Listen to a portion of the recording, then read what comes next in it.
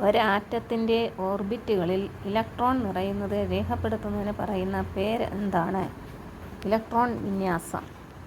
ഒരേ അറ്റോമിക നമ്പരും വ്യത്യസ്ത മാസ് നമ്പർ ഉള്ള ഒരേ മൂലകത്തിൻ്റെ വ്യത്യസ്ത ആറ്റങ്ങൾക്ക് പറയുന്ന പേര് എന്താണ്? ഉത്തരം ഐസോടോപ്പുകൾ. ഹൈഡ്രജൻ്റെ ഐസോടോപ്പായ ഡ്യൂറ്റീരിയത്തിന് പറയുന്ന പേര് എന്താണ്? ഉത്തരം ഘനജലം. 4. ഘനജലം എവിടെയാണ് കൂടുതലായി ഉപയോഗിക്കുന്നത്? ഉത്തരം ആണവ നിലയങ്ങളിൽ. 5. തൈറോയ്ഡ് ഗ്രന്ഥിയുടെ പ്രവർത്തനങ്ങളുടെ പഠനത്തിനും ചികിത്സയ്ക്ക് ഉപയോഗിക്കുന്ന ഐസോടോപ്പ് ഏതാണ്? അയഡിൻ 131. ആണവ നിലയങ്ങളിൽ ഇന്ധനമായി ഉപയോഗിക്കുന്നത് ഏത് ഐസോടോപ്പാണ്? യുറേനിയം 235.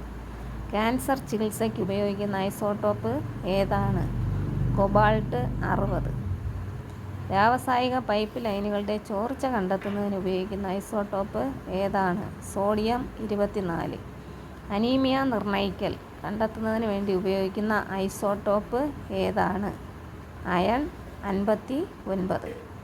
ഒരേ മാസ് നമ്പരും വ്യത്യസ്ത നമ്പർ ഉള്ള ആറ്റങ്ങൾക്ക് പറയുന്ന